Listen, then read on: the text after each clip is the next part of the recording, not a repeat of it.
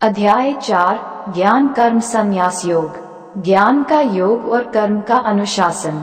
चौथे अध्याय में श्री कृष्ण अर्जुन को दिए जा रहे दिव्य ज्ञान के आदिकालीन उद्गम को प्रकट करते हुए उसमें उसके विश्वास को पुष्ट करते हैं। वे बताते हैं कि यह वही शाश्वत ज्ञान है जिसका उपदेश उन्होंने आरंभ में सर्वप्रथम सूर्यदेव को दिया था और फिर परंपरागत पद्धति से यह ज्ञान निरंतर राजर्षियों तक पहुंचा। अब वे अर्जुन, जो उनका प्रिय मित्र और परम भक्त है, के सम्मुख इस दिव्य ज्ञान को प्रकट कर रहे हैं। तब अर्जुन प्रश्न करता है कि वे श्री कृष्ण जो वर्तमान में उसके सम्मुख खड़े हैं, वे इस ज्ञान का उपदेश युगों पूर्व सूर्यदेव को कैसे दे सके। इसके प्रत्युत्तर में श्री कृष्ण अपने अवतारों का रहस्य प्रकट करते हैं।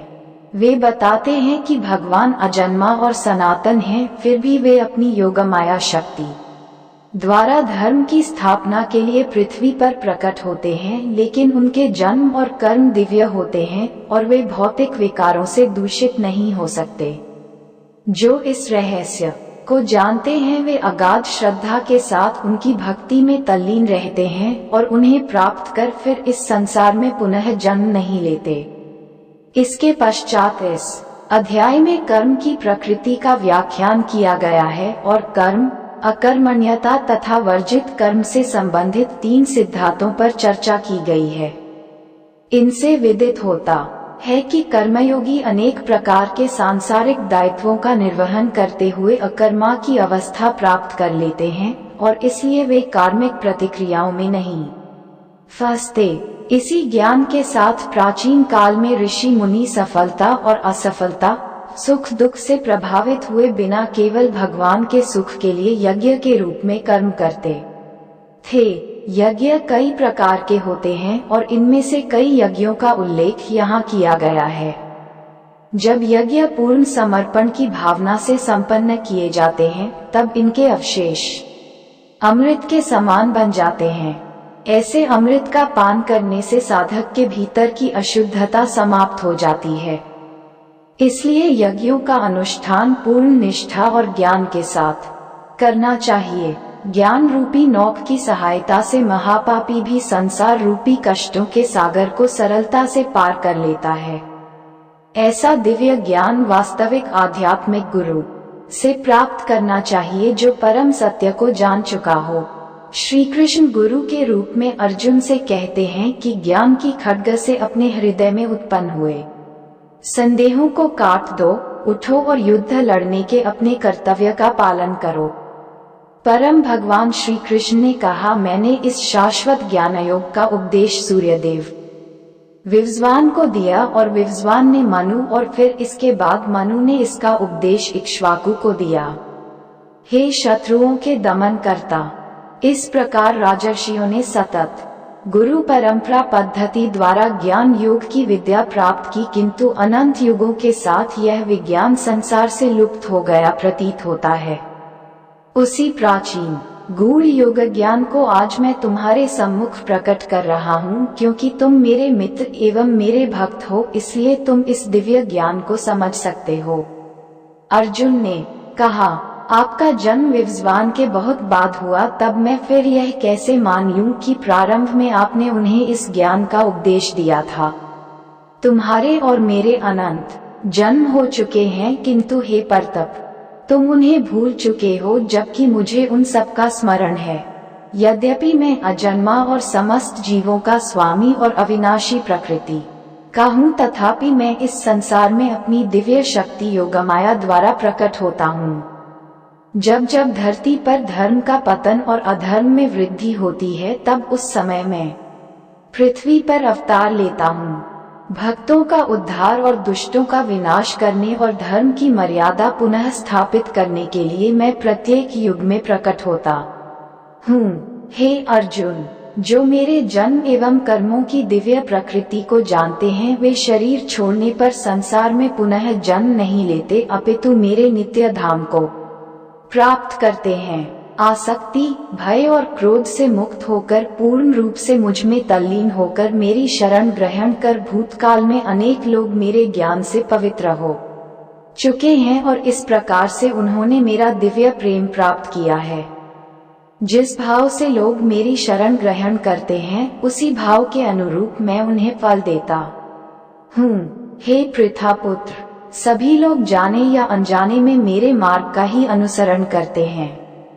इस संसार में जो लोग सकाम कर्मों में सफलता चाहते हैं वे लोग स्वर्ग के देवताओं की पूजा करते हैं, क्योंकि सकाम कर्मों का फल शीघ्र प्राप्त होता है।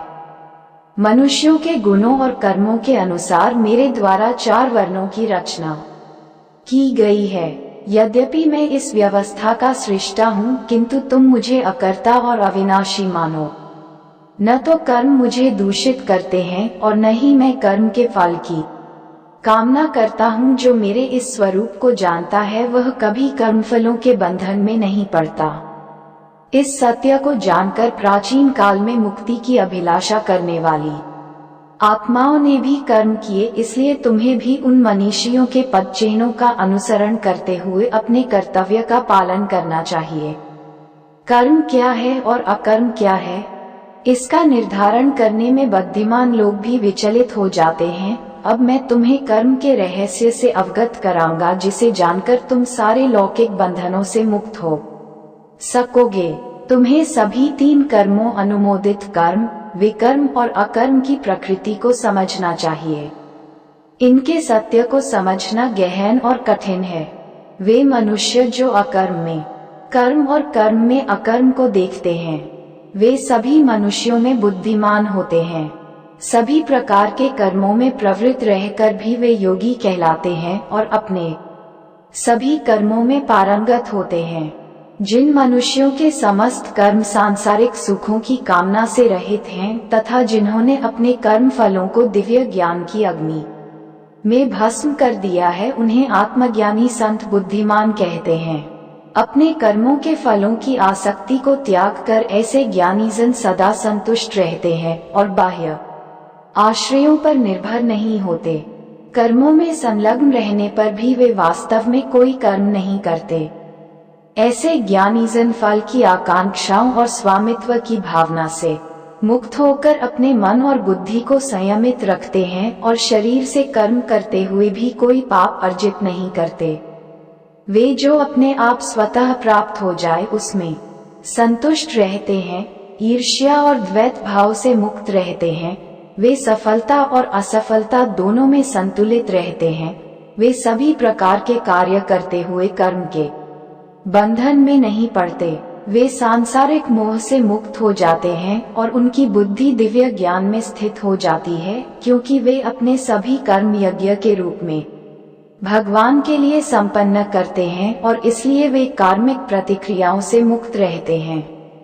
जो मनुष्य पूर्णतया भगवत चेतना में तल्लीन रहते हैं उनका हवन ब्रह्म है, हवन सामग्री ब्रह्म है और करछोल जिससे आहुति डाली जाती है वह ब्रह्म है, अर्पण कार्य ब्रह्म है और यज्ञ की अग्नि भी ब्रह्म है।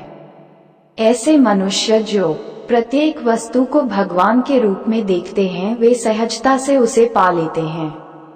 कुछ योगी सांसारिक पदार्थों की आहुति देते हुए यज्ञ द्वारा देवताओं की पूजा करते हैं। अन्य लोग जो वास्तव में आराधना करते हैं वे परम सत्य ब्रह्मरूपी अग्नि में आत्माहुति देते हैं। कुछ योगी जन श्रवणादि क्रियाओं और अन्य इंद्रियों को संयम रूपी यज्ञ की अग्नि में स्वाहा कर देते हैं, और जबकि कुछ अन्य शब्दादि क्रियाओं और इंद्रियों के अन्य विषयों को इंद्रियों के अग्निरूपी यज्ञ में भेद चढ़ा देते हैं। दिव्य ज्ञान से प्रेरित होकर कुछ योगी संयमित मन की अग्नि में अपनी समस्त इंद्रियों की क्रियाओं और प्राण शक्ति को भस्म कर देते हैं। कुछ लोग यज्ञ के रूप में अपनी संपत्ति को अर्पित करते हैं। कुछ अन्य लोग यज्ञ के रूप में कठोर तपस्या करते हैं और कुछ योग यज्ञ के रूप में अष्टांग योग का अभ्यास करते हैं, और जबकि अन्य लोग यज्ञ के रूप में वैदिक ग्रंथों का अध्ययन और ज्ञान पोषित करते हैं, जबकि कुछ कठोर प्रतिज्ञाएं करते हैं। कुछ अन्य लोग भी हैं जो बाहर छोड़े जाने वाली श्वास को अंदर भरी जाने वाली श्वास में, जबकि अन्य लोग अंदर भरी जाने वाली श्वास को बाहरी श्वास में रोककर यज्ञ के रूप में अर्पित करते हैं। कुछ प्राणायाम की कठिन क्रियाओं द्वारा भीतरी और बाहरी श्वासों को रोककर प्राणवायु को नियंत्रित कर उसमें पूरी तरह से आत्मसात हो जाते हैं। कुछ योगी जन अल्प भोजन कर श्वासों को यज्ञ के रूप में प्राण शक्ति में अर्पित कर देते हैं। सब प्रकार के यज्ञों को संपन्न करने के परिणाम स्वरूप योग साधक अपनी अशुद्धता को शुद्ध करते हैं। इन यज्ञों का रहस्य जानने वाले और इनका अनुष्ठान करने वाले इन यज्ञों के अवशेष, जो कि अमृत के समान होते हैं, का आस्वादन कर परम सत्य की ओर बढ़ते हैं। हे कुरुश्रेष्ठ, जो लोग यज्ञ नहीं करते वे न तो इस संसार में और न ही अगले जन्म में सुखी रह सकते हैं। विभिन्न प्रकार के इन सभी यज्ञों का वर्णन वेदों में किया गया है और इन्हें विभिन्न कर्मों की उत्पत्ति का रूप मानो। ये ज्ञान तुम्हें माया के बंधन से मुक्त करेगा। हे शत्रुओं के दमन करता, ज्ञान युक्त होकर किया गया यज्ञ किसी प्रकार के भौतिक या द्रव्य यज्ञ से श्रेष्ठ है। हे पार्थ, अंततः सभी यज्ञों की पराकाष्ठा दिव्य ज्ञान में होती है। आध्यात्मिक गुरु के पास जाकर सत्य को जानो, विनम्र होकर उनसे ज्ञान प्राप्त करने की जिज्ञासा प्रकट करते हुए ज्ञान प्राप्त करो और उनकी सेवा करो। ऐसा सिद्ध संत तुम्हें दिव्य ज्ञान प्रदान कर सकता है, क्योंकि वह परम सत्य की अनुभूति कर चुका होता है। इस मार्ग का अनुसरण कर और गुरु से ज्ञानावस्था प्राप्त करने पर, हे अर्जुन, तुम कभी मोह में नहीं पड़ोगे, क्योंकि इस ज्ञान के प्रकाश में तुम ये देख सकोगे कि सभी जीव परमात्मा का अंश हैं और वे सब मुझ में स्थित हैं। जिन्हें समस्त पापों का महापापी समझा जाता है, वे भी दिव्य ज्ञान की नोक रूपी अग्नि भौतिक कर्मों से प्राप्त होने वाले समस्त फलों को भस्म कर देती है। इस संसार में दिव्य ज्ञान के समान कुछ भी शुद्ध नहीं है। जो मनुष्य दीर्घकालीन योग के अभ्यास द्वारा मन को शुद्ध कर लेता है, वह उचित समय पर हृदय में इस ज्ञान का आस्वादन करता है। वे जिनकी श्रद्धा अगाध है और जिन्होंने अपने मन और इंद्रियों पर नियंत्रण कर लिया है, वे दिव्य ज्ञान प्राप्त कर लेते हैं। इस दिव्य ज्ञान के द्वारा वे शीघ्र ही कभी न समाप्त होने वाली परम शांति को प्राप्त कर लेते हैं। किंतु जिन अज्ञानी लोगों में न तो श्रद्धा और न ही ज्ञान है और जो संदेहास्पद प्रकृति के होते हैं, उनका पतन होता है। संदेहास्पद जीवात्मा के लिए न तो इस लोक में और न ही परलोक में कोई सुख है।